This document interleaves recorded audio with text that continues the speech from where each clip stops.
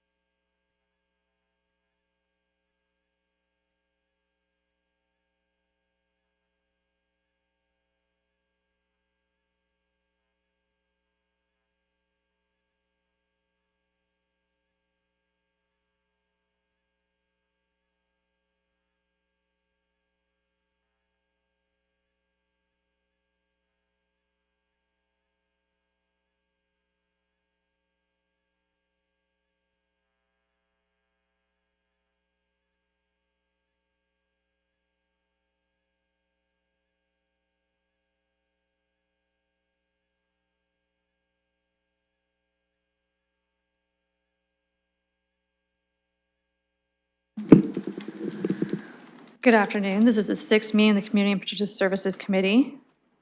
The City of London is situated on the traditional lands of the Anishinaabeg, Haudenosaunee, Lenampahawk, and Attawandaron. Want to honor and respect the history and language and culture of the diverse Indigenous people who call this territory home. The City of London is currently home to many First Nation, Métis, and Inuit today. As representatives of the people of the City of London, we are grateful to have the opportunity to work and live in this territory. For everyone's information, I'm joined in chambers by committee members Pribble, Trousseau, and Ferreira. Councillor McAllister has sent his regrets. Also joining us in chambers is Councillor Frank, and virtually with us today is Deputy Mayor Lewis, Councillor Hillier, and Rahman. The City of London is committed to making every effort to provide alternate formats and communication supports for meetings upon request. To make a request specific to this meeting, please contact cpsc@london.ca or 519-661-2489, extension 2425. Turning my attention to committee members looking for disclosures of pecuniary interest. Seeing none, I'll note that we are going off of the added agenda today as some things and communications were added. On consent, we now have 6 items. Looking to committee members to see what would you like to have pulled separate. Councillor Ferreira? Thank you, Chair. Through you, I'd like to pull 2.5, please, for the consent. Okay, so 2.5 being the core area parking incentive extension has been pulled. Looking to other members of committee. Seeing none, I will look for a mover and a seconder to put all other items being 2.1 through to put everything on the floor except 2.5. Moved by Councillor Ferreira, seconded by Councillor Pribble. So all items except for 2.5 are on the floor. Looking to committee members first for questions, and then happy to go to visiting councillors.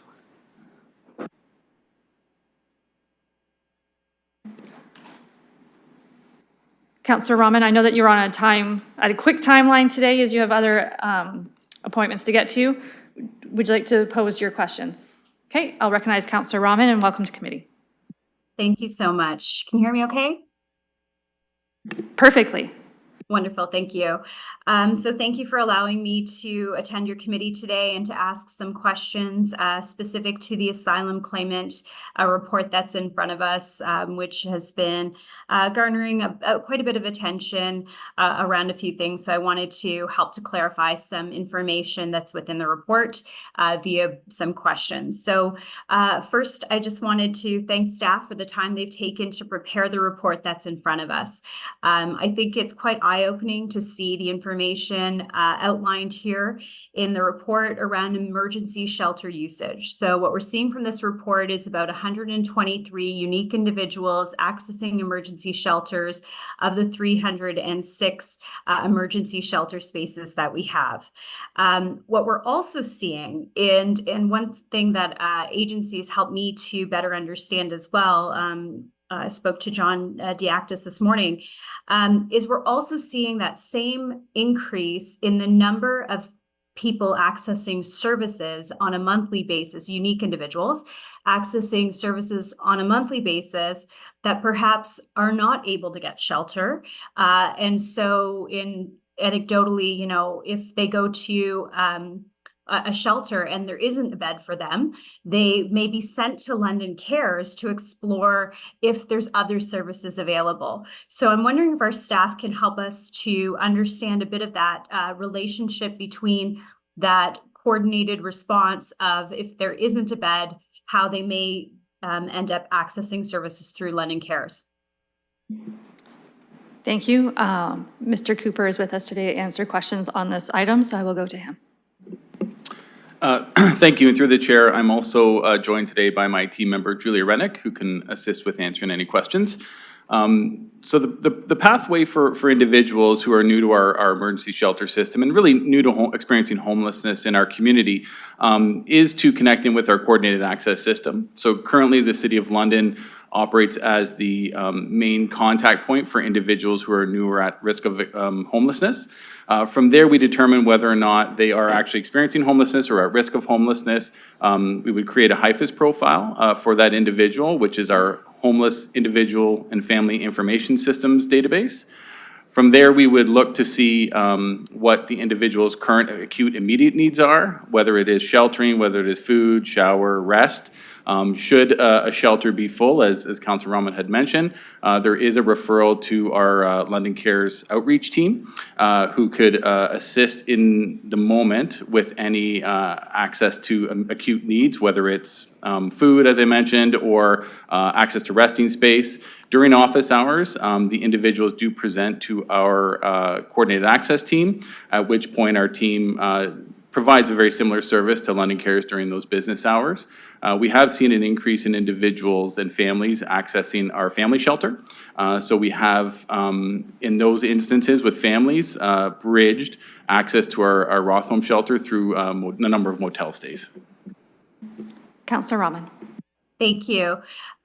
So clearly, the report gives us a good picture of what those supports may look like. But for instance, if somebody were to access a bed through our, our winter response program, for instance, or cold weather response, that information wouldn't be captured in HIFIS.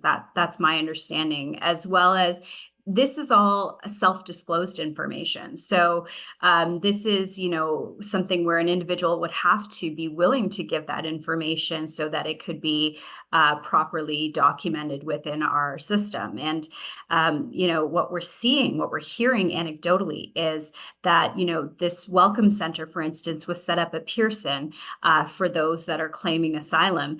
And those services are not being accessed as readily. And a lot of that has to do with whether or not you want to be recorded by the government and documented. So I'm wondering how we feel and how confident we feel about this data based on some of those conditions also associated with getting this information. Okay, I'll ask staff, realizing it could be a difficult question to answer. Thank you, and through the chair, I'll take my first best approach on this. To answer the first question, that is correct. None of the cold weather response services this year were added into our HIFIS database. It was a staffing capacity challenge with the city at that time, and so we are obviously looking at expanding usage of HIFIS in our community. We do have an onboarding process that we have encouraged all of those organizations who received temporary cold weather response funding to apply to that process to ensure that they can access and be part of the HIFIS network. The second piece is that is a challenge across the board with individuals who may or may not provide consent, who do self-report and self-disclose information. The challenge we see with individuals in general is a bit of a lack of trust. And I think, Councillor Rahman, you did identify that with the Pearson Airport situation. We have seen a number of folks come into our community that bypass that situation or bypass that access, and our teams broadly across the city and the service agencies do support individuals to apply to IRCC to start that asylum seeker application process. So that's about what I got. Thank you. I appreciate that. What I see, and again, I appreciate all the information that's been shared anecdotally with me as well from other agencies, from individuals themselves that have been claiming asylum, as well as from our staff. I think what we've gotten in front of us is a snapshot in time, which is great, and it gives us some early indicators and some numbers. But what it maybe doesn't address enough that I think we need to get, perhaps if possible, before the council meeting is what I think we need to understand is, on top of those that are accessing emergency shelter, what are the other potential needs of those that may be living unhoused in our community that are also utilizing services? And I know that's very difficult to quantify, but I do think that we need to give the federal government, especially if we're going to be applying for this IHAB funding, and I'll get back to that, I think we need to provide the fullest picture possible of what it is that we are experiencing here in London, Ontario. Councillor, was that more of a comment, or were you looking for a reply from staff? I was looking actually to see if that's possible at all for some additional quantification of the London Cares, perhaps some of the additional services, even some preliminary numbers, because when we give the federal government a picture of what's going on, I think we need to give them that fulsome and broader picture, because again, these are needs. And right now, you know, we're seeing people turned away. I heard from John, for instance, that they're turning away about 300 people a year. So I do want to see us get the right ask in front of the federal government. Thank you.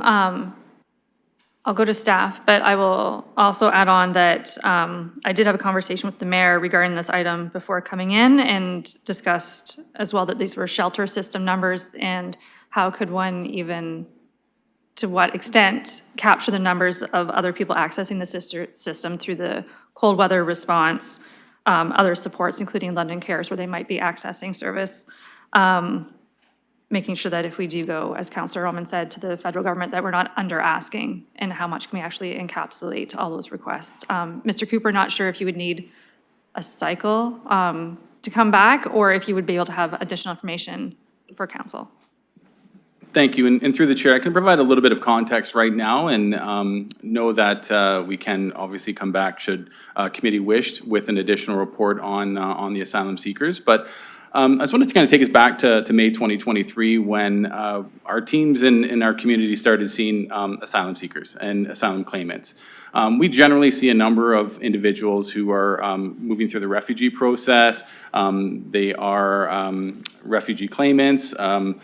So our system has seen a number of individuals through the past, but with the asylum claimant challenges, we have seen that increase. And it really necessitated at that time for our teams to improve the data collection process, right? As we work collaboratively with our community on ways to better collect the data for asylum claimants and asylum seekers, so that they are able to more comfortably self-report. We work on a continual improvement model on that regard, so we are always looking for and working with our community on additional feedback to better reflect and capture that data. I know there's a number of access points right now, and as you mentioned, our shelter system is generally obviously always operating at capacity, and the asylum seeker claimants face similar challenges with at capacity, and those turnaway numbers aren't surprising to me, given some of the challenges I know our community agencies are facing. But we will take back the comment, and we will have a conversation with our homeless prevention network to see if there are opportunities for us to improve that data collection, so that we can make sure that any comments or communications we have with the federal government are clear and do accurately reflect what we are seeing in community. Thank you. Councillor Rahman, are you Thank you. I very much appreciate all the answers and the opportunity to dialogue on this, and hope to have further conversations before our council meeting. I do think it's also imperative that, you know, as we're having these conversations, that, you know, we're paralleling the discussions that are happening within the community. And I know there's a table that's working on this issue of assisting asylum claimants. So thank you again for that work. Thank you. I'll just note that Mayor Morgan has joined this meeting in person, and all consents on the floor, including this item, with the exception of 2.5 being parking. And Councilor Roman was our first speaker so far, and for 2.2. I'll also note, should there be questions in regards to the fire department master accommodation plan, that we do have the fire chief with us in person today, should there be any questions. Looking for any further speakers in, okay. So I have no committee members at this time, so happy to recognize Deputy Mayor Lewis. Thank you, Madam Chair. And just to follow up on Councillor Rahman's line of questioning, just sharing a comment more than anything else. I do appreciate for staff that the data collection can be difficult.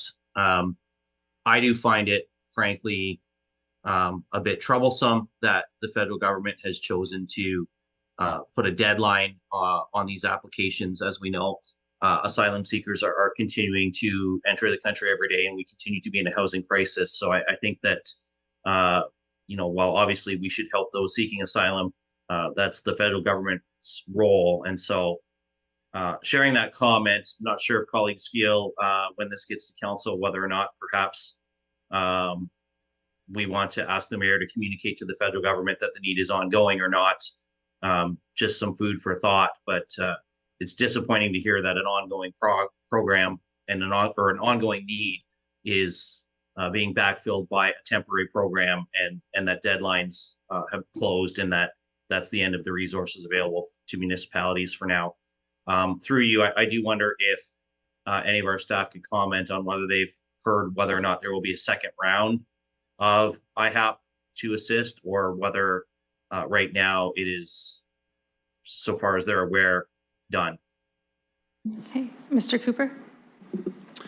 Thank you, and through the chair, our team did some research on the IHAP program. What we could find online, it has been a program that has been around for a number of years, with obviously the yearly funding piece.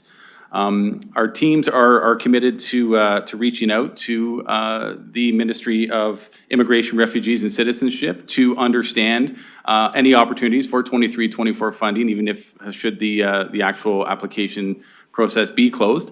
But more importantly, we're really focused as well on understanding the application process or the connection process and any opportunities for 24-25. So I can assure committee and council when we get there that our teams will be reaching out to the ministry to open and continue lines of communication so that we are well advanced to be able to apply for any available funding.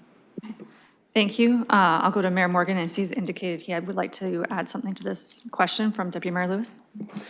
Yes, just to add to the context, you know, I know we provided direction to our staff to gather the data and make an application to the program. I'm also aware of some of the comments that members of the government have made in the media, and given that, I also recognize their willingness to work with us to help us secure the funding. As we know, they also have topped up the amount in this funding because they recognize the ongoing challenges that municipalities face with providing services to asylum seekers. And so, you know, certainly I think this is, you know, got to the point where I would particularly be engaged and assisting with the dialogue with both, not just at the ministry level, but with the elected officials at that level, and certainly we'll reach out to our local government MPs to talk about the evolution of the new announcement of additional funding and top up to this, the ongoing challenges that the city has, and the ability to us to access. I know in these situations when they get very tense, it's pretty easy to start to want to point fingers at everybody. You know, that does not actually solve the challenge that we have in our city. we know asylum seekers are here. We know they need to be provided with services. We know the federal government has the capacity to do that, and it would be my intention to work in partnership with them to ensure that, the full scope of the challenges that we're facing here, we work in partnership with them to get supports to help us provide the services that we need to provide. So to the Deputy Mayor, I don't think I need any sort of direction for that. I mean, we've provided the direction as a council very clearly to our staff about the direction we want to go. At this point, I think it's incumbent for myself to be involved with the other elected officials to ensure that we shepherd this through the process as it evolves in a way that is constructive and collaborative. Okay, Deputy Mayor Lewis, any follow-up? No, that's it for me on this item, Madam Chair. Thank you. Recognizing Councillor Purble. Thank you, through the chair. Question to the staff. Speaking of this funding, the federal funding, the municipalities, we are kind of all in the same boat, and the other municipalities, or certainly some of them, they have the same challenges to collecting the data, but somehow they did apply within the deadline, and were awarded federal money. Couple of questions. Did we look, first one, did we look into the other municipalities, how they collect the data? Because again, I would imagine challenging for them, just like for us. Point one. Point two, what was the kind of the broken system or missed opportunity that some municipalities, they did know about the deadline and they did apply before the deadline and we did not? Thank you. Mr. Cooper?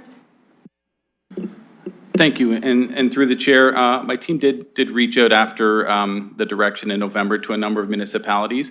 We were only able to connect with a couple. Most municipalities identified they collect data through their HIFIS system or equivalent homeless management information system. I know Toronto uses a different system than HIFIS. So other municipalities that we did connect with were identifying HIFIS as their main data collection tool. On the second point, I would suggest that our data and what we've seen is the challenges we really started seeing with the asylum seekers kind of happened later in early into 2024. As my team and I were looking at the data to report back to committee, we did include from January to March versus just the 2023 year, as we were seeing a trend of that increasing. And so we wanted to bring that data back to council and committee first before finalizing any reach out to the federal government. And we, as I mentioned previously, we are committed to looking at and reaching out to understand any opportunities for 23-24, but also to ensure that we're clear on the application process, clear on the connection and communication processes with the federal government, and taking advantage of any opportunities for 24 and 25. Councillor Purble.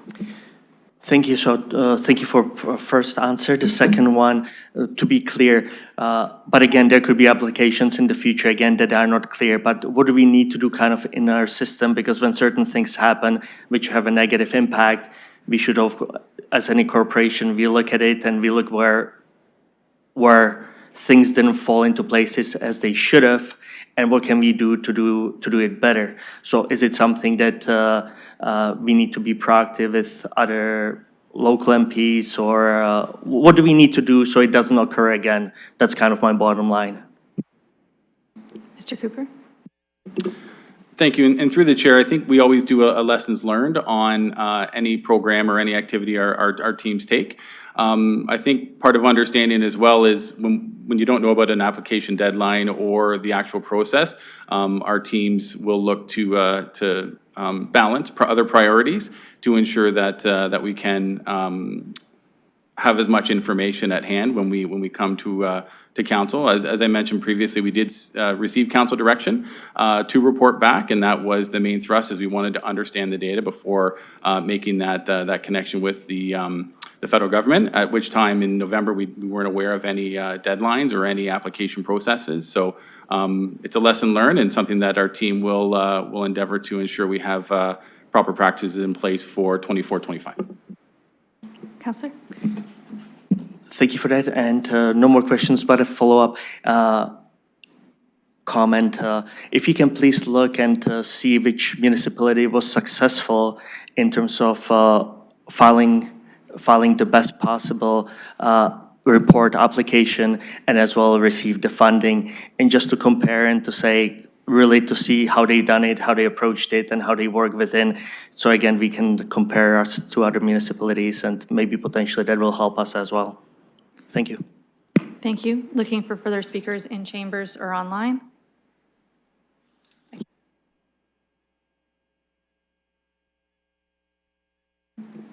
Seeing none, calling the question on items, all items except 2.5.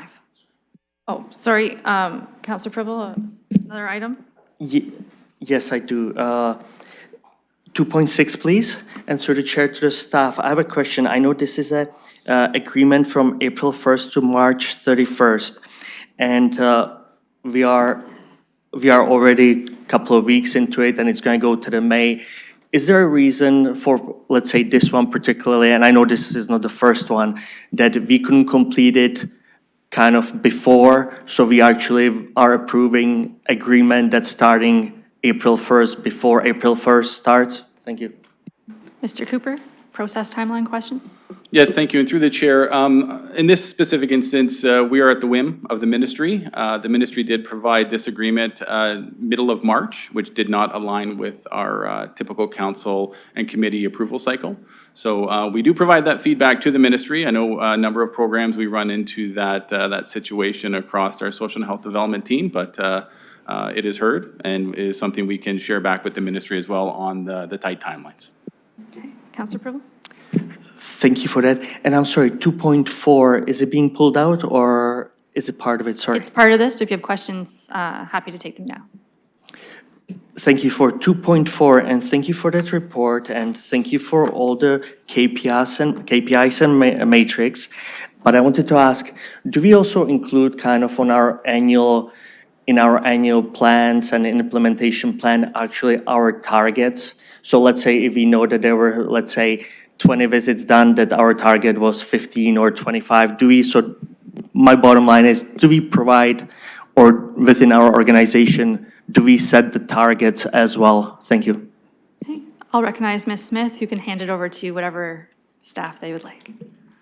Thank you. And through the chair, some of our metrics have targets, and you will see those when we come forward with the strategic plan implementation, because we align a number of our KPIs and metrics with council's strategic plan. Some don't, because our hope is in some, for example, number of residential fires, we hope the metric's 0, but we don't really set targets. So there are certain metrics that we don't set targets for, but I'll let the Chief Hamer respond if there's targets set, for example, fire prevention and investigation.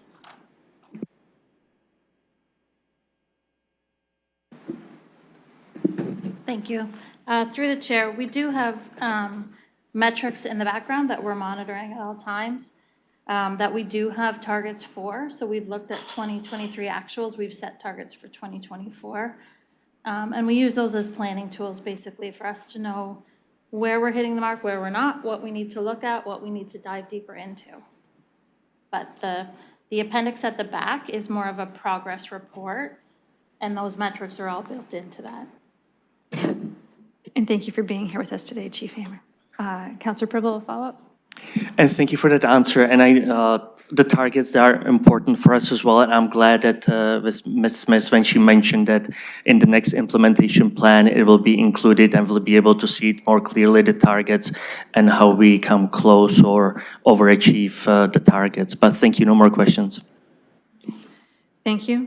Looking to committee members or any visiting member of council in regards to any items excluding 2.5, as all of their consent items are on the floor. Seeing none in chambers. Seeing none online, calling the question.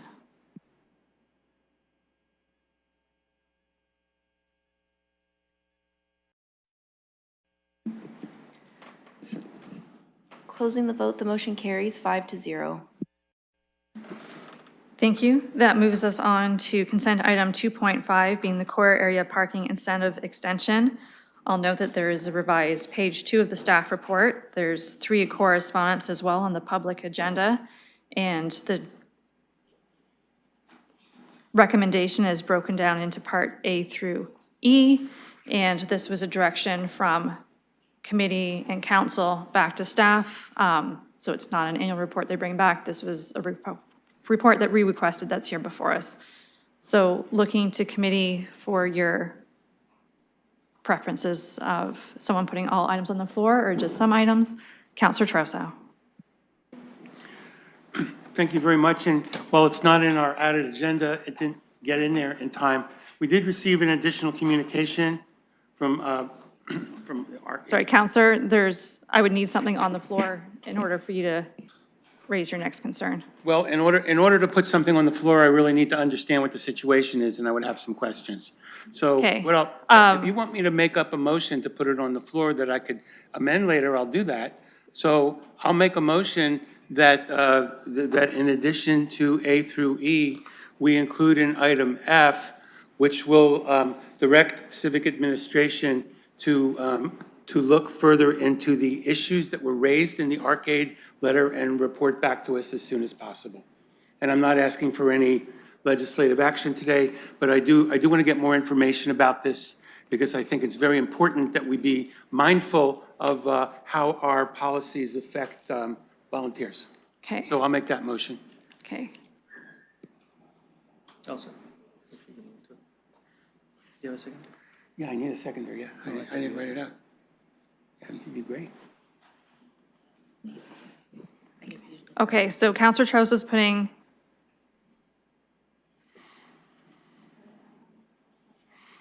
No, if I have to repeat that, I'm not going to say the same thing because I didn't have it written down.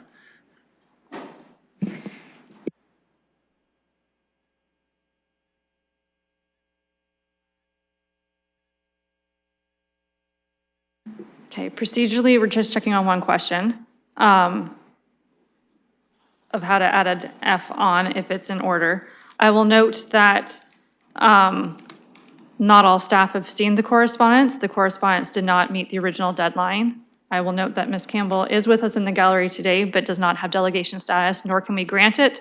So that's not an option as someone had asked beforehand. The other way forward would have been allowing Ms. Campbell on behalf of Arcade to come to a future CAPS meeting with their correspondence and a motion for delegation status there if you wanted to have a full conversation. So I'm just waiting back for the clerk's answer, as I do have a motion for a mover from A through E with an F, just making sure that F can come on now versus having to do A through E procedurally and then amend it to add an F. So just checking on that. Mayor Morgan, procedural question? Yeah, just procedural. I'm just informing you that I have to leave. I left an AMO meeting to come here to speak on that last item, but I'm going to. Perfect, thank you. I'll leave this in your capable. Good luck with your next meeting.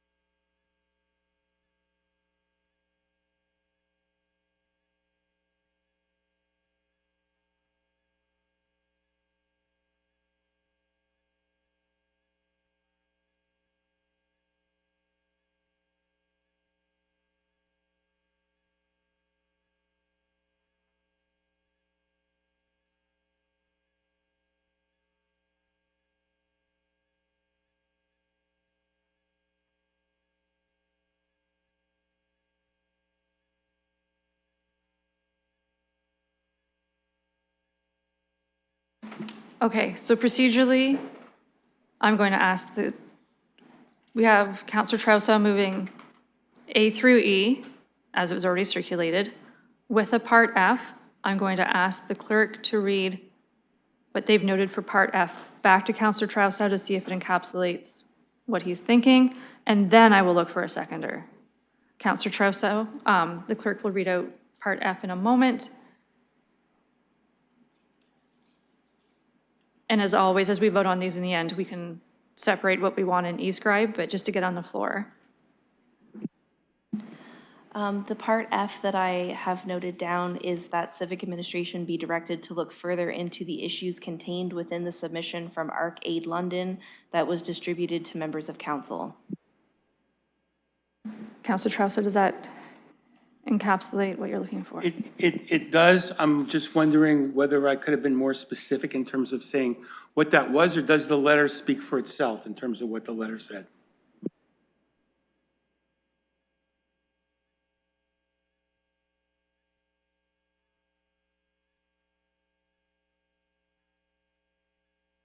Okay. And I would just need a nod from ArcAid that the letter that you submitted to committee members behind the scenes, you're fine being publicly available. I see a nod. Okay, so we're just noting that it was the information that was sent to us. We're going to attach it publicly for when this goes to council.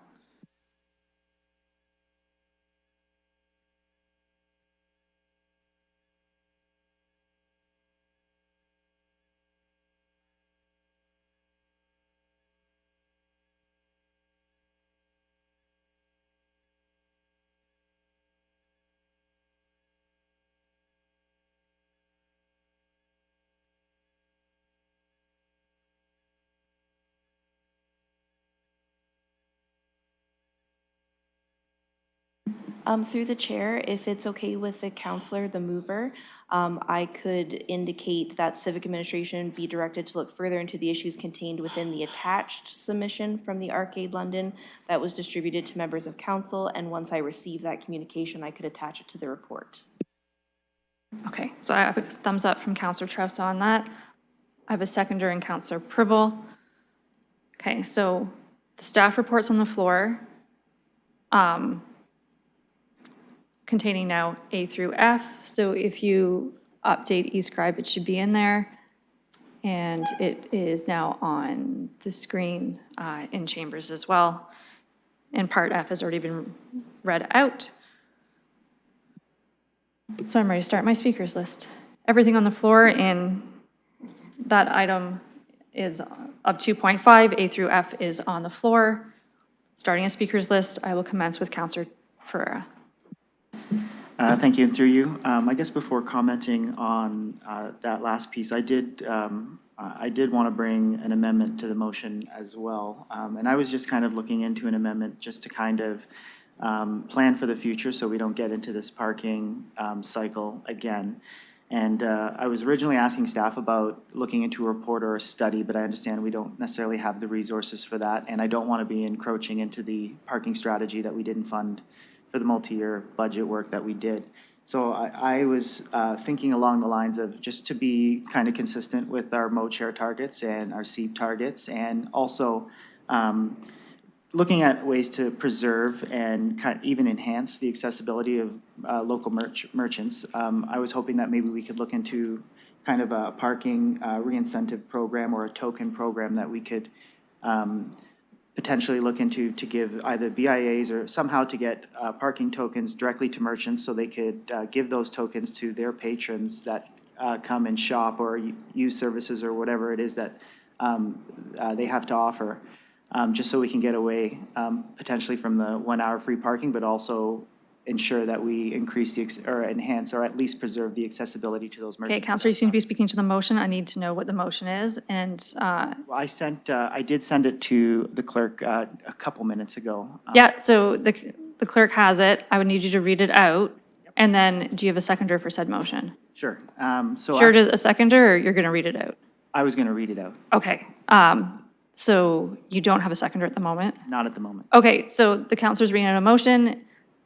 He does not have a seconder, so just listen, and then if you would like to second, I'll look to see if there's a seconder, so go ahead. So for Part A, it would be that civic administration be directed to implement a free weekday 1 hour on-street parking program for the core area until the end of 2024. And I say weekday, I do understand that the Sundays are free already, but because I understand that Saturdays could be a potential for some good revenue to offset some of the revenues that we were losing, maybe focusing on the weekday would be appropriate. For Part B, the financing for a 1 hour on-street parking program for the core area in the estimated amount of 300,000 be approved from the ECDEV reserve fund. That's no change there. And then part C is where the substantial change comes from, and that's civic administration, report back to the CAPS committee in Q4 2024, and I'm flexible with the date. I just wanted to hear what staff would have for working on the date, but at this point, the motion reads to report back in Q4 2024 with an alternative program to 1 hour free parking for rebate or credit programs to be utilized by the Downtown BIA, OEV BIA, and Hamilton Road BIA to provide parking incentives or rewards to patrons for 1 hour free parking. It being noted that the named BIAs experience issues with parking arrangements for merchant establishments, and that the City of London's goals to preserve or enhance accessibility to local merchants also aligns with our SEEP targets and the implementation of the Mobility Master Plan.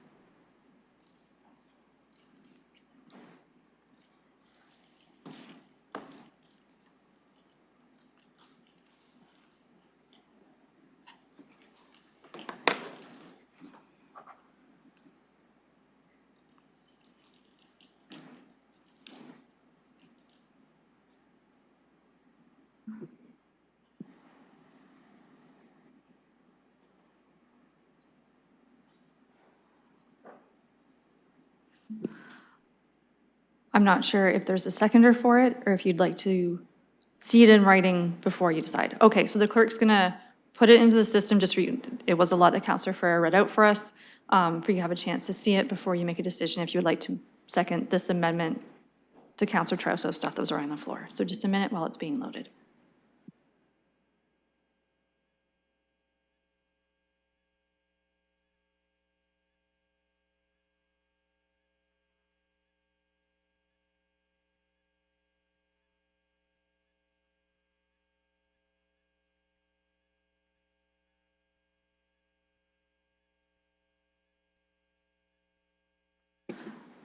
Okay, if you refresh, you can read it. It's in eScribe. It's also on the big screen. This is what it would look like with the amendment. So have a read over, and then I will look to see if there's a seconder, and if not, we'll go back to the original items that were on the floor. Councillor Ferrer, you'll need to wait, just they need a chance to read, as you don't have a seconder. Unless there's an issue with the, okay, words are fine. Just take a moment to review it.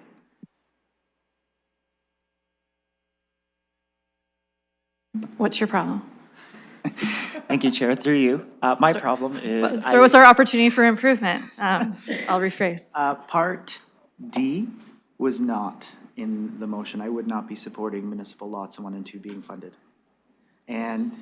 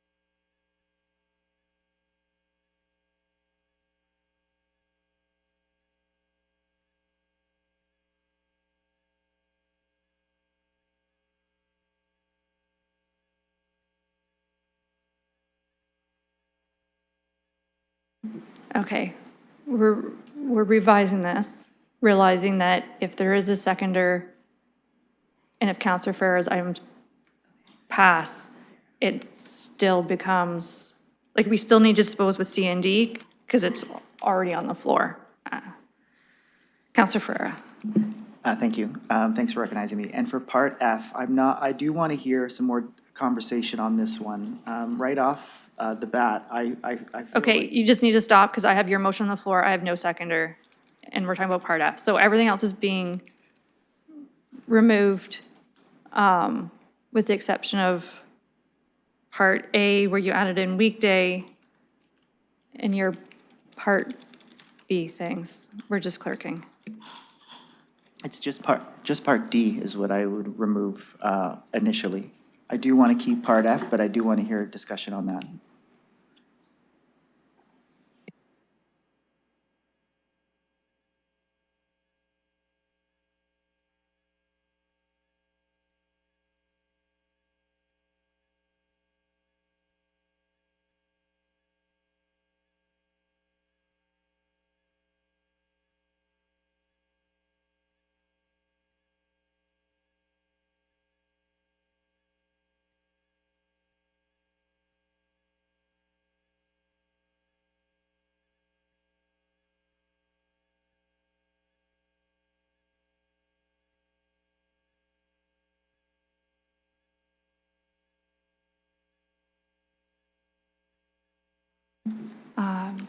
Ms. Corman, are you looking to make comment? Yes. Please proceed. Just, yes, looking for clarification. So it was to add a new part, to add free weekday 1 hour street parking in Part A. Is that part of the amendment? Yes, it is. As before, it just said free 1 hour on-street parking. It was a revision to put in the word weekday. That's part A. Okay. So from what I've seen from the counselor, the Part C that was circulated, that would become a new part to the motion. So motion to amend by adding a new Part C. Or a new Part G.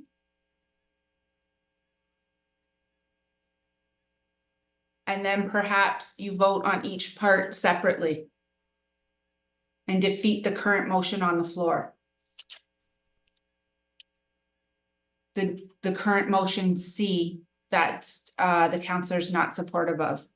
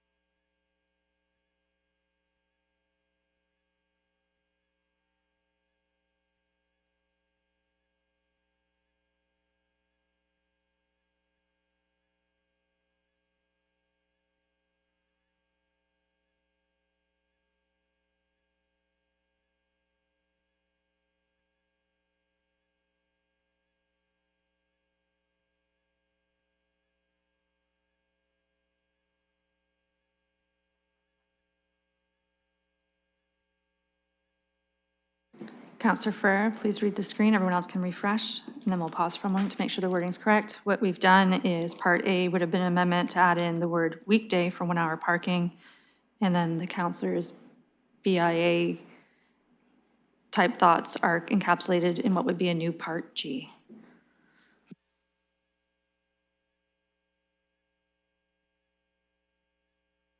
Thank you, Chair. That looks good. For the funding portion, actually, Part A, for the funding portion for the $300,000 be approved part, should that be part of this? It's already on the floor, you're just doing an amendment, so no. Okay. And then if you don't like the Part C, D, and whatever's, we just pull them separate when we do the normal vote. Okay, that looks good to me. Okay, so the mover is fine with the wording. It's articulated correctly in the system in eScribe. Give everyone else a chance to refresh their screens. I would need a seconder for one or both, or none.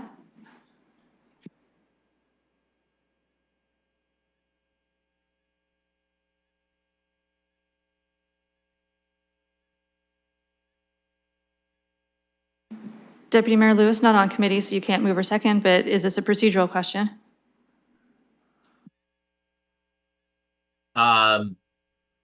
Part of the procedural questions actually been answered by the clerk. I wanted to confirm if I, in fact, heard what I thought I heard, which was the change in Part A to weekday rather than just plain 1 hour, and the clerk confirmed that that was You there. did. So I appreciate that, and I'm supportive of that. I have some comments. I'm not looking but we're for still speakers or waiting. comments. It was Yeah. procedural only as I don't even have a seconder at the moment, so. Yeah, we're still waiting for tight. that, so I'll wait.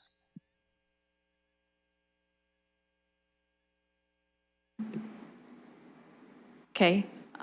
I'm willing to second Part A. That's it for me. Not sure if there's a seconder for Part G.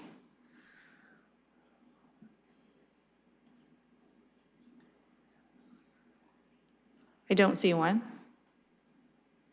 So Part,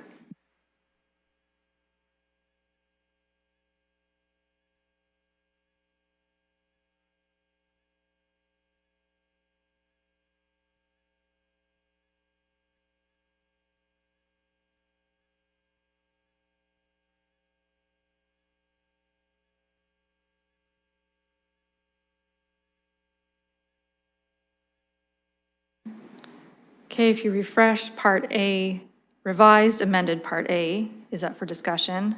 The change was 1 hour parking to 1 hour weekday parking. It is moved and seconded. That is on the floor as an amendment. We will deal with this piece and then either amend it or not. Once it's dealt with, we'll go back into the main motion, which contained the other parts. Councillor Ferrer, not sure if you want to speak to this, or Deputy Mayor Lewis, you want it in first? Just Part A for the weekday parking. Yeah, I'll take an opportunity to speak really briefly to this, Madam Chair. I have some thoughts about the overall motion as well, but I think for the on-street parking, focusing on the weekday promotion for our businesses does make some sense. Now, that said, I also think that supporting the parking lots in OEV makes sense too. But when I look through the staff report, for me, when we started looking at the special events sort of things, I realized we get into a real challenge of what we're deeming as special events and how any sort of consideration for exemptions might move forward. I recognize it can be very, very complicated.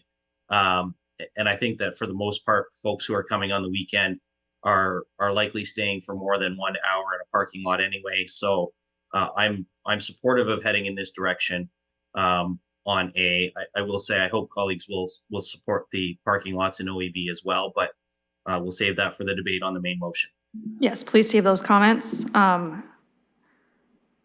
I thought I saw Councillor Cho's hands first, and then Councillor Pribbles. Sam, are you? Yeah, just to A, the one that's on the floor for the revised. Yeah, thank you. Through the chair, I just want to say that I may have this backwards. I think I do, but I'm thinking that it might make more sense to extend the free parking to Saturday and not during the week, because we do have a lot of activities going on downtown over the summer, and it is more likely that people are going to want to stay for more than an hour rather than feeding a meter for a little while or running in and getting something very, very quickly. So I'm not supporting A as it's written. I would support A if it were flipped, because I really would like to see more effort to bring people downtown, especially for the many free events that we have during the summer.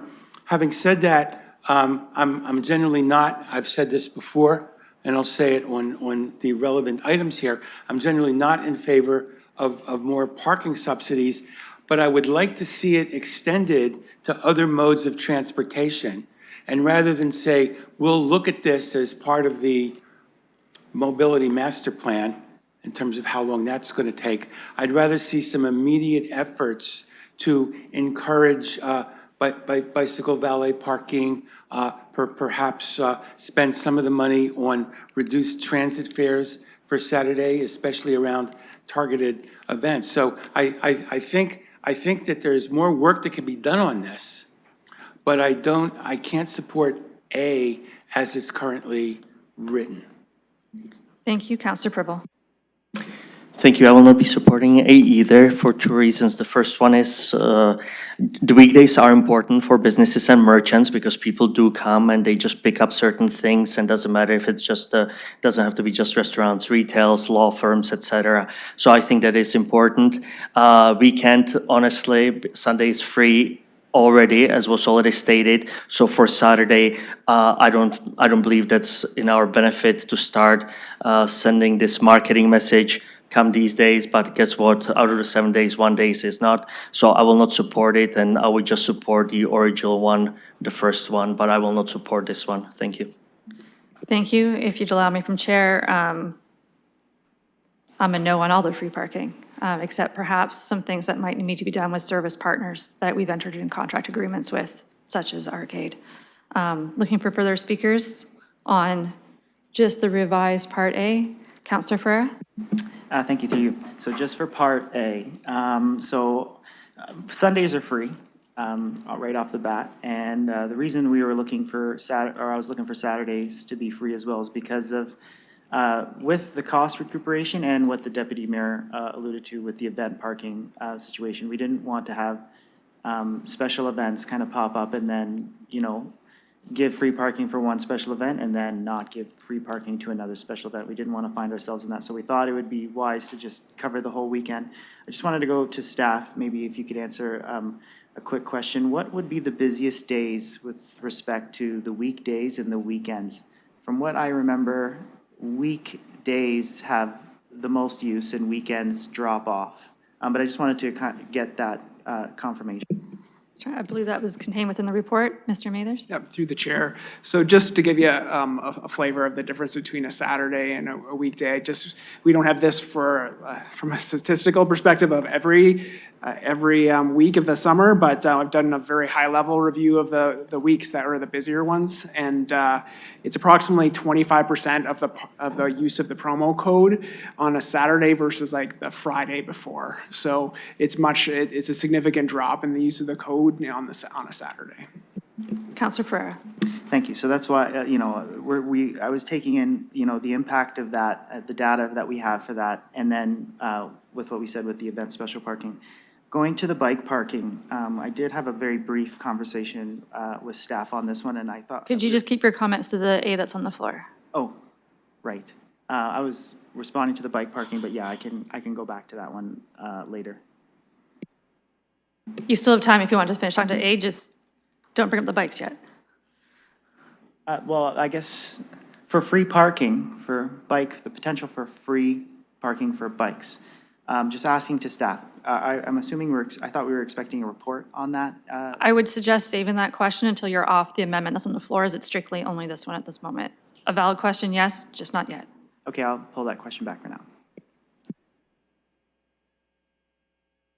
Further questions on just the amendment that's on the floor? Seeing none, calling the question.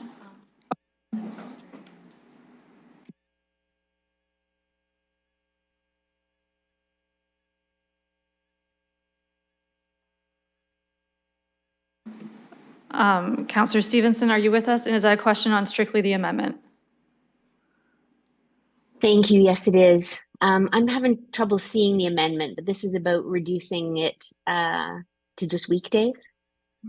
It's just Part A on the floor that civic administration be directed to implement a free 1 hour weekday on-street parking program for the core area until the end of 2024. Right, but currently it doesn't specify weekday. Is that correct? There's an amendment on the floor that would specify just weekday. That's what we're discussing at this moment before we go back to the main motion. Yeah, so my concern with this is that it's for the whole core area, and some of this discussion pertains just to the downtown. So As far as I was concerned, my understanding was city staff had spoken with the BIA managers, and what had come to committee was the recommendation. So I'm uncomfortable with any kind of change that's reducing the amount of free parking incentives available in Old East Village. We have the same issues on Saturday as we have every other day. Sorry, Counselor, we're not and speaking about anything on Old East Village at the moment. It's just strictly Part A core area. The core area includes Old East Village. That's contained within Part C and D of the motion in regards to those municipal parking lots. I'm not talking about the municipal parking lots. I'm talking about the on-street parking. Okay, proceed. Core area goes from downtown all the way to Old East Village. Proceed. Yes, so, you know, just respectfully to my colleague, I would have appreciated some conversation prior to changes being made at committee here, even though I'm not on committee. My understanding was what was coming to committee was Counselor, we're doing committee work BIA at committee. Yeah, no, I'm gonna have to ask you to pause those comments. We're doing committee work at committee, and this was this proper space. We don't always have ample time, so just comments on not supporting the Part A, please. Yes, so my comment is I will not be supporting this change to A. As I said, the core area is not just downtown. Let's not forget that. It includes Midtown and Old East Village. And those areas are struggling even more than the downtown. And so the request for support for parking is for all days of the week. I don't want to see any reductions. The changes that and the reasons for this change that are being spoken at committee pertain to downtown. They do not pertain to the rest of the area. So I would please ask committee to leave it as is and not do any reductions. If there is, I'll be looking to bring it back when we're at council.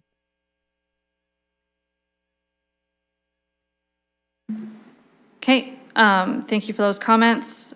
As always at council, we can defeat things and reintroduce things, which would be completely in order. I have no further speakers in chambers. The clerk has confirmed there's none online at this time. Calling the question for the amendment, which is just Part A.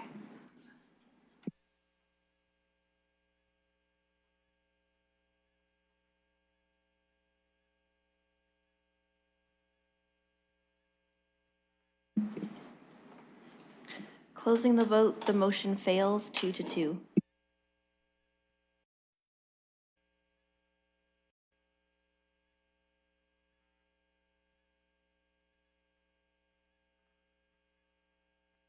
Okay, that brings us back to the original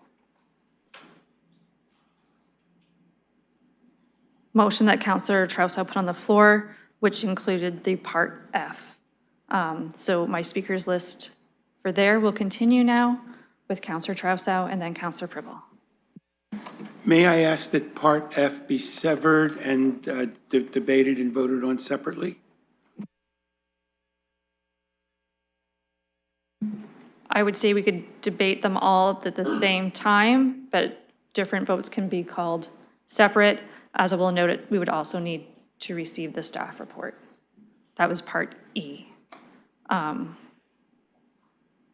So we can call E and F separate from the others if you want, or if another counselor, we can just call A, B, C, D, E, F when we get there, if we want to chunk it up that way. But yes, we can call them separate. Councillor Pribble. Councillor Traustadt, were you saving some comments, or before I go to Councillor Pribble? I may as well make my comments on Part F right now. I'm very torn on this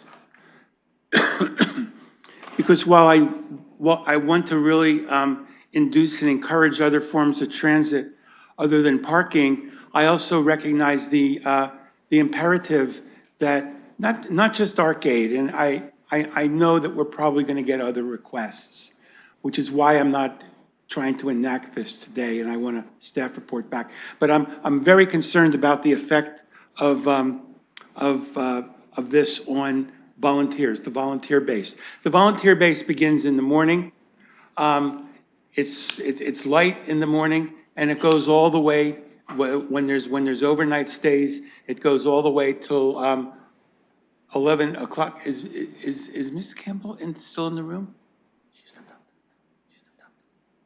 She might have stepped out for a phone call. Okay, I'll continue.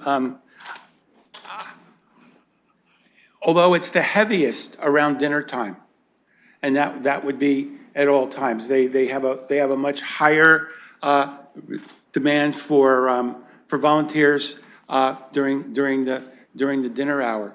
So I think one thing that and I'm not going to put this in the motion, but I think the staff will look at this in terms of trying to cost this out. They're not necessarily asking for a full day's pass. They're asking for a very, very particular time segment pass. And what complicates this is that time segment goes before 6 o'clock and also after 6 o'clock. So it doesn't fit neatly into the current fee structure. I think that there is a legitimate concern here that we're granting special privileges to one entity and not all. But I think we could also look at this, maybe we could just alter the fee structure for bulk permits to have a special nonprofit volunteer category where it could be lowered for those who meet the criteria even further. And I'm going to leave that to staff. I think staff understands what it is I'm looking for here. So with that, without getting into the other parts of the motion, I do want to put F forward and ask that this be approved by this committee so this further study can go forward. Thank you very much.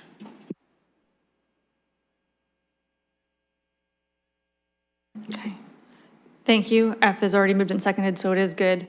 Councillor Pribble, you're next. Thank you, through the chair to the staff. In point B, we do have the estimated amount of $300,000.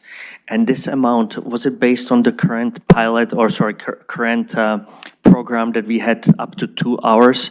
And if it was, my question is this, because there are quite a few people that actually during the 2 hours, they honestly just used it for 15, 20 minutes, pick up and go. So therefore, in the 2 hours, there were potentially what could have been 3, 4, 5 different cars. Do we kind of differentiate it? Do we look at it? Or do we actually take 3, 4, 5 cars times 2 hours that we assume that they stay there for 2 hours? Thank you. Mr. Mathers? Through the chair, so the analysis was completed based on the number of uses of the code in 2023, and then applying a 1 hour value to that code. So that's how it was determined. It doesn't, the value doesn't, it would be double that amount if you were looking at what it would be from the cost of last year. But what we've done is we've taken the number of instances the code was used, so the number of times someone's gone and parked there, and then multiplied that by the fees this year, and then and provided this number. Councillor Pribble. So thank you. So that would mean that we are using the past information, which is great. But again, it doesn't reflect the potential that there could be car within 5 hours, sorry, within 2 hours. Now, if we divide it by 2, it would be 1 hour. But my point is, it would not reflect 5 cars within 1 hour changing there. If there would be 5 cars within 1 hour, we would estimate the value 5 times 1 hour. Is that correct? So I think for clarification that the councillor is getting to the point that sometimes you use the Grade app, but you pull out of your spot and leave before its duration, and someone else very well might take your spot and reuse the code, so we're potentially paying for different time. Yeah. Through the chair, so there's still, absolutely, so that's freeing up the capacity in the lot for others to use, so, or that location for others to use. So yeah, you're correct that we don't take into account that. We just take into account what is being provided in the app and for the use of that code, so, yeah. Okay. Councillor? Thank you. And last question. So therefore, if we did reflect this, potentially this $300,000 could be actually potentially lower if that would be the scenario, correct? Mr. Mathers? Through the chair, yes, this is an upper estimate, absolutely. Thank you. No more questions. Okay. Councillor Ferrer, I'm also looking to make comments, but happy to take your comments, and then you can recognize me. Okay. Councillor Ferrer, please proceed. Thank you, Chair. This is for the full motion we're speaking to? Yes, okay. So let me start with part F. Like, I like the idea, but the language itself kind of makes me feel like we're going to get locked in with providing, parking for volunteers for one agency. I would like that to be a little more broad. I feel like that would bring this conversation back definitely again when the next agency comes forward. I do understand that from the counselor who brought the motion that his scope is looking at other agencies, but I would think that maybe if we were to make some changes to that language, somewhere along the lines of civic administration directed to look further into the bulk parking passes for agencies working in our health and homelessness field, that might be some better language, looking for some, just with the intent of the motion from what I've heard.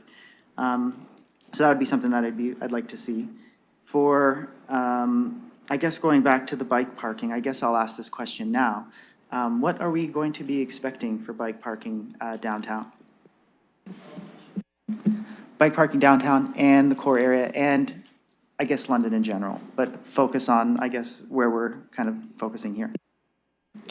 I'll note that committee comments and at council also were raised that we'd also made the secure bike storage parking free for the same duration we were doing for cars, and that's not contained within the report, and we were expecting to see it as part of this report. So is there conversations behind the scenes of giving the same code extension to this? So Madam Chair, bike lockup parking right now for our bike lockers is currently 2 hours free within every 24-hour period. We have not reduced that to 1 hour. We had proposed that as part of last year's fees and charges and received direction from council to leave it as it currently is. So we were going to leave the status quo of 2 hours free per 24-hour period for our bike lockers. You will see a report later this year in Q3 this fall that will be talking about citywide strategies for public and community-based bike parking. It is an input into the mobility master plan. That would be the appropriate time to make any changes, including new investments or any rate setting that would be of interest to committee. Okay, thank you, Councillor Ferreira. Thank you for that, and which is why you see the motion crafted the way it is right now. So going to the token piece, and what I really would have loved to see is the reason that you saw this is it's not just something that we have come up with. This is from research that I have done looking at other municipalities utilizing this type of structure. This, whatever the program looks like, if it's a token or if it's a reinvestment program, however it looks, the token portion itself gives agency back to our merchants. It gives the agency directly to the individuals who are looking for that accessibility piece. I have also brought this because, again, we have this conversation and it keeps on coming back in this cyclic way. And I would like to have this conversation be put to bed, to rest for good, with something that works so we can focus on more important issues as far as I'm concerned.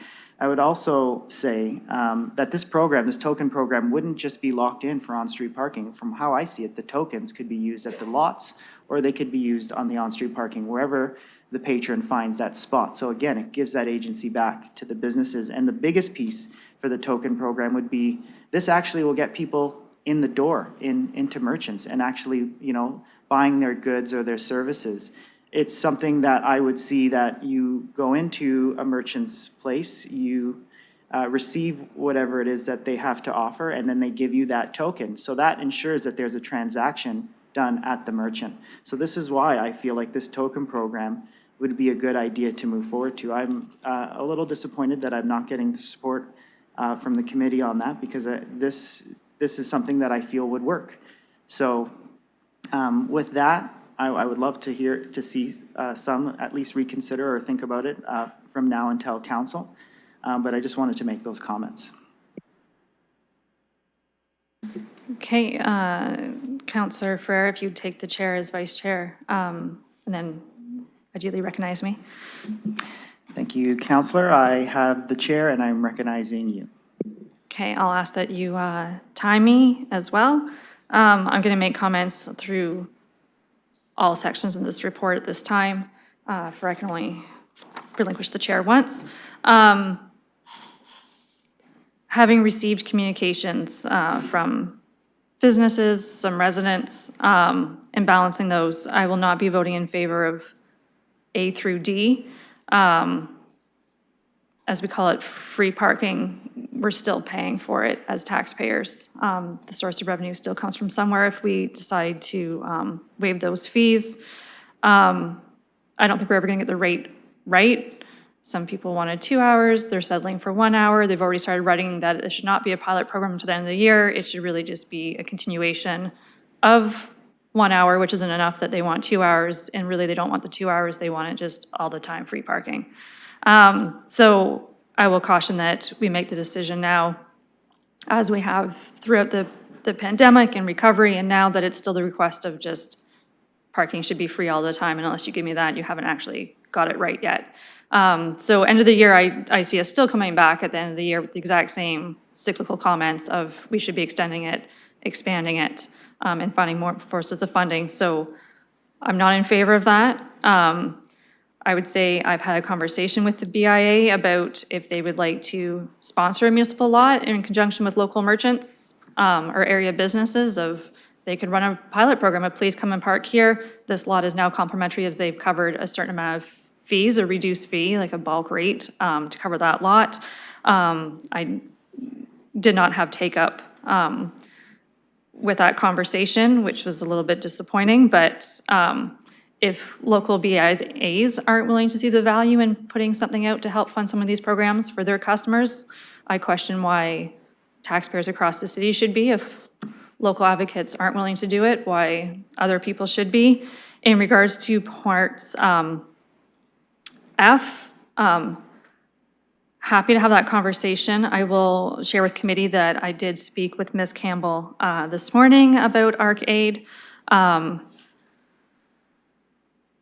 Realizing that as the report goes back, it's not just solely about ARC-Aid in that space. There are other service providers like Indwell, Palace Theaters down there. They also might be interested in some sort of bulk rate for volunteers if there could be a lot in a space if that's a cost inhibitive portion for volunteers to come out. I will note that Councillor Trousseau raised the points that our daytime rates end at 6 p.m., then our nighttime rate starts. Ms. Campbell has shared that their dinner service volunteers go from 4 to 7, which is part of the issue of they're paying twice the rates to volunteer for a couple hours in addition to being volunteers. And happy to have that conversation earlier with Ms. Campbell, though she could not be a delegate today due to our processes, that they are willing to financially put in something. They're not just looking for it to be completely waived. Completely waived is great, but they are willing to financially contribute to making this happen for their volunteers, recognizing some are elderly, and if we do a tag system that for some of those volunteers, going in and getting the tag, going to their car to getting the tag, bringing tag back in which case you probably forget because you're tired and you're going home, and then they lose the tag and then can't use that tag for other volunteers, that it's a little bit cumbersome. So I'm sure staff, if this passes, will be happy to reach out, realizing there's perhaps other needs and financial partners who are still willing to come to the table. In regards to free parking in the core area, realizing as we defined special events,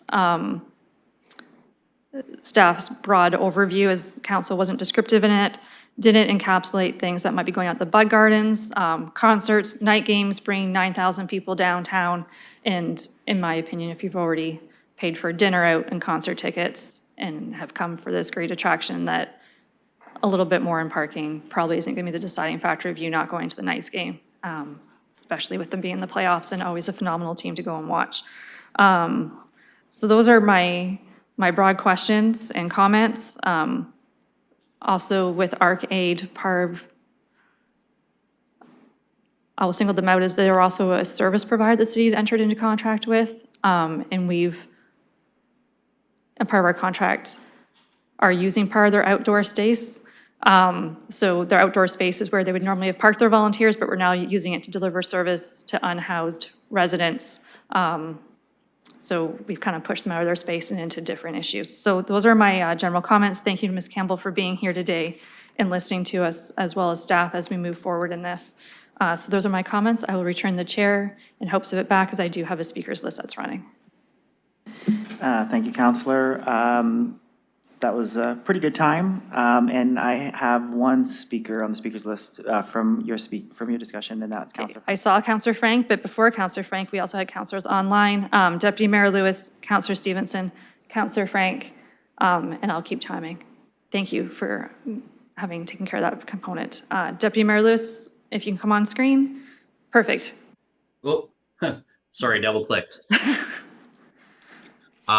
Thank you for recognizing me, Madam Chair. So the more I listen, the more I'm struggling to be supportive of anything, because what I see is more and more complications to this initiative. I was very supportive of doing some on-street promotional parking for the downtown, and certainly supporting the Old East Village parking lot request as well, which to some extent would address part of the arcade volunteers cost, because they'd be able to access those free lots as well. But what we've already started down the road to is turning what is projected at a $330,000 project for both areas, for both initiatives, into something that's going to expand and expand and expand to further costs. I guarantee you, if we start looking into the arcade ask, we absolutely will, as you yourself alluded to, Madam Chair, have other people asking. That was exactly the reason why I wanted to get away from the special event weekend exemptions. You know, I noted one of the ones that was absent from the staff report was Pride. And yet we actually closed down the streets for part of the Pride Festival weekend. So not wanting to give one group preference over another, I was much more comfortable not including the weekends, especially seeing the data that we have in terms of the general usage, that it decreases, the core code decreased use on the weekends as opposed to during the week, which is reflective, I think, of a lot of people who are doing pop-in visits, picking up something at a store, grabbing lunch, and then being on their way, versus coming down for the afternoon and spending a lengthier time. I do appreciate Ms. Chair reminding us all that the bicycle parking free 2 hours was extended by a council direction, and I think we've done the right thing there. But the more things we add into this, the more complicated it's going to be, I think, for all members of council to consider whether or not they could support it. You know, I recognize that everybody wants the most convenient parking spot they can find, but there are a number of parking spots on-street parking spots that are not in fact metered on some of our side streets. When I think about Old East Village, there are some and not all, and I'm not going to say that, you know, by any stretch of the imagination this is a solution for everybody, but Western Fair has considerable parking for their farmers market on the weekends, so those customers are largely parking there, I would imagine anyway. But I did want to provide some relief in the OEV and support that lot, or those two lots. I did want to supply some ongoing incentives, but to your point, and honestly, I will say, I'm a bit disappointed that Councillor Ferreira's amendment didn't get seconded as well with regard to the investigating the token program, because I too have talked to a couple of the BIAs. I recognize there was some hesitancy in investing in that this year, but it was also going to be a snap of the fingers sort of, we've got to turn something around tomorrow because the core code is ending. I think there is an opportunity for further discussion with them. And I agree very much with what Councillor Ferreira said. For me, in terms of business recovery, the more we can give businesses themselves agency, and I even like the idea of a parking ticket or token or whatever that you can put in on your next visit to incentivize people to keep coming back downtown. I think that there's some merit to our businesses taking on some of this cost if they really see value in it, which is something I said when this was before us last time. So I think those discussions do need to continue. Perhaps that might be discussions that councillors who are members of the BIAs take to their BIAs individually then, if that motion's not supported. I know it's not there today. I suspect from the conversation so far that it may come back to council. But this is the 30 the challenge seconds. we're now facing. Yeah. Is a program that was supposed to be to support businesses is now turning into something much different than that. And so I won't be supportive necessarily of the new part F or G, only because I think that this was a COVID recovery initiative. And I think that we need to start moving away from incentivizing free parking in the long run. I see this as a step towards that. Thank you. And then absolutely part G that did not pass today is part of the record of this committee and has a way forward at council should there be a mover and a seconder. Next on my speakers list, I have Councillor Stevenson virtually. Thank you. I appreciate the committee for recognizing me. I also want to just say thank you to the committee for not supporting the amendment to A. It is important for me that that be as it was originally laid out. As far as F is concerned, I just wanted to remind committee that it was part of my letter that I brought forward in March was the issue of the volunteers for Arcade who's doing amazing work for our cold weather beds and the many, many volunteers that use those lots. And so one of the reasons that I had brought it forward as an emergent motion was to help support those volunteers in the cost of parking. So I'm not going to be supportive of something specifically for them, but I do support this free parking incentive and have it help everybody equally there. The other thing, I heard the comment about not supporting parking for downtown, and you know, I think what we maybe fail to remember is these are not normal days. This is not a normal situation. This isn't just about economics. I mean, we have social disorder. We have a complete crisis in Old East Village. The oversaturation of the social services has not been addressed, even though it was part of number 69 of our previous core area action plan. This city council has continued to fund social services in that immediate business district on the main street of that Business Improvement Association district. And so to talk about it as though it's just normal days and it's a normal economic circumstance and that people should pay for parking or that the BIAs should supplement parking, I would be in complete agreement there if there wasn't the current situation that we're dealing with there. And I think, I just don't think we can pretend that that's not happening there. The BIA is currently using their funding to replace windows and graffiti and clean up feces and clean up clothing, and we are not keeping up. The sidewalks are full of encampments and people using open drugs in all the enclaves, and to ask people to pay for parking is just, you know, simply not going to happen. And we've got taxpayers, property owners who are paying their taxes, and for that, we are funding agencies beside them that are causing real societal issues.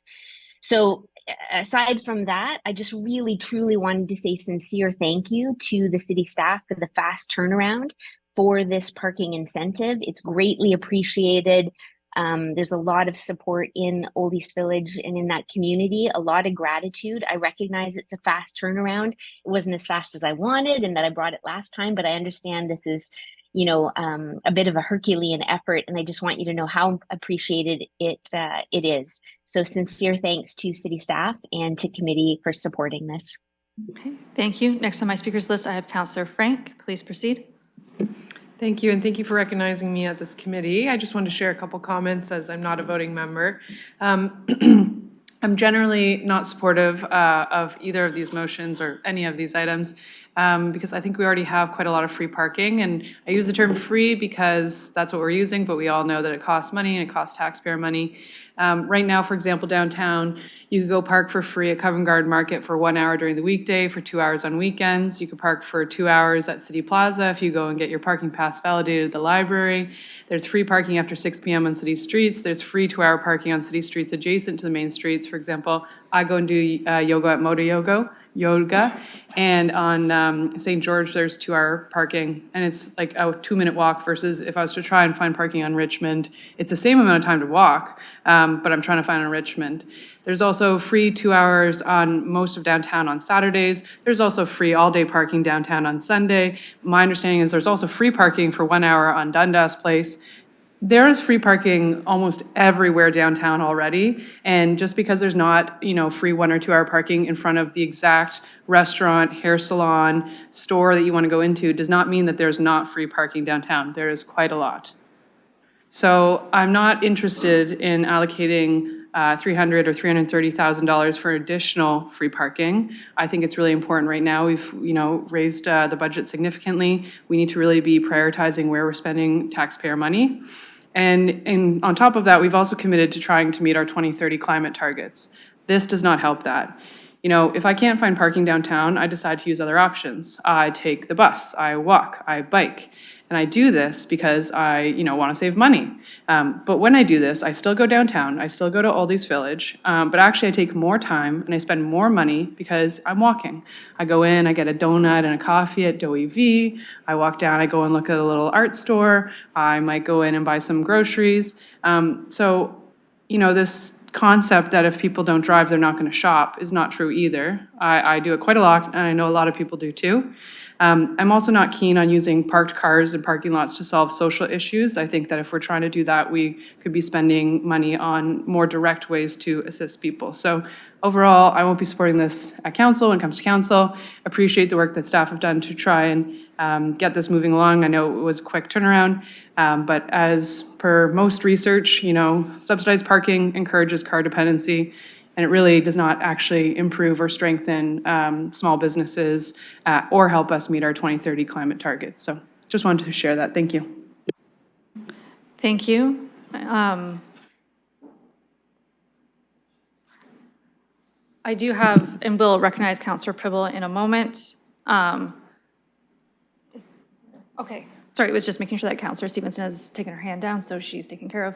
Councillor Pribble, you've used 1 minute and 20. Please proceed. Thank you, and I will support it, and I do believe that we are on the right track in terms of what we offered 2 hours, and it was parking lot streets. Now we are cutting it down. So I believe we are on the right track, but we are not there yet. But one thing is that I want to mention, and there was things like tokens, and when I read the downtown BIA's letter, one thing is that I would like to see BIA stating that we are lacking behind progressive cities, innovative municipal parking models and policies. Downtown BIA is supported by downtown merchants. And if this is the case, then I would like to ask the BIA to give us a proposal and to see what they are doing, because right now it's kind of up to us, but on the other hand, BIA is living of the merchants, and I would like them to work for the merchants and to come with the proposals.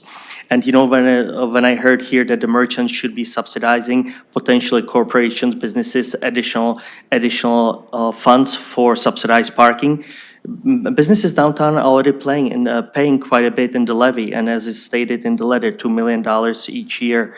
So I really would like, if there are some, great, excellent. I'm challenging the BIAs, come up with proposals, work on behalf of your merchants, do the comparative analysis, do the benchmarking with other cities, and do give us that proposal. But I will support it, the 1 hour, because as I said, we are on the right track. The F, which is, I don't take it, by the way, that this would be just for Arcade. It was based on the letter from Arcade.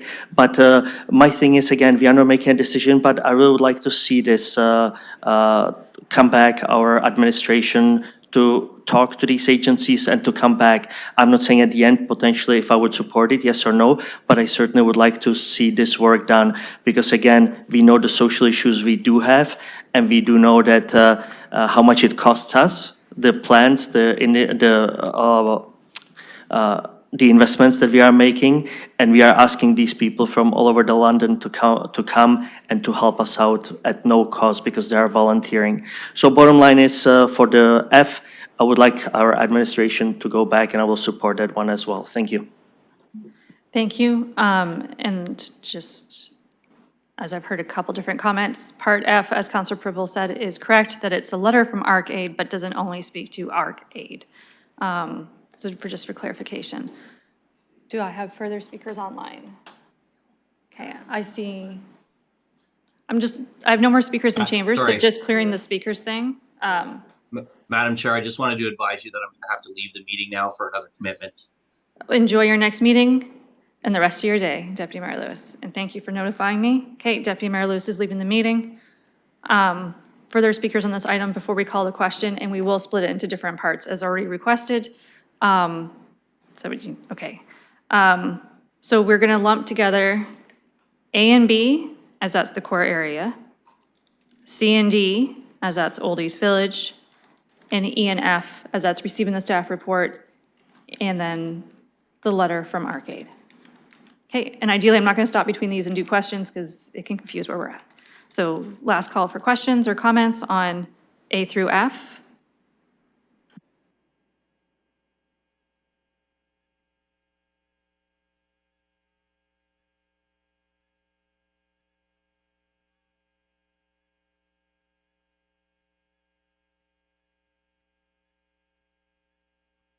Okay, so no one online has their hands up, no one in chambers has their hands up. So we're just calling the question on A and B together, which contains the core area and the identified funding source.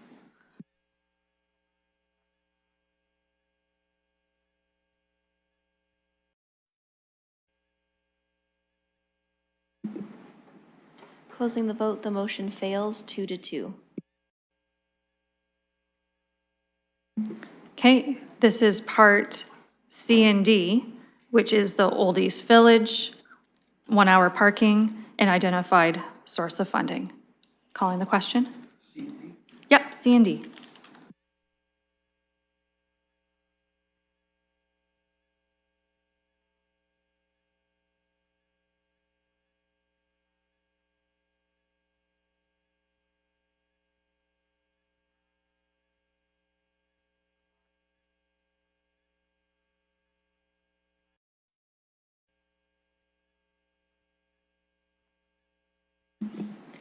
Closing the vote, the motion fails 1-3. Okay, last is E and F, which is receiving the staff report and then sending the letter from Arcade, which will then be made available publicly to staff. Calling the question.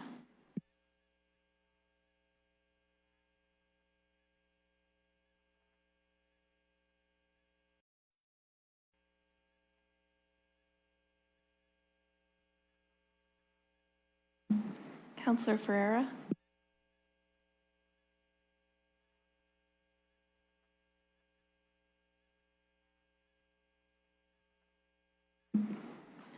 Closing the vote, the motion carries 4-0.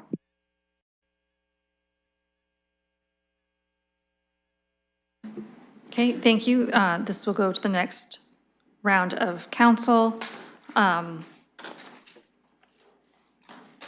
So that concludes the consent items, and thank you to Ms. Campbell for being with us and listening in today in their advocacy, and wish you a wonderful day as well.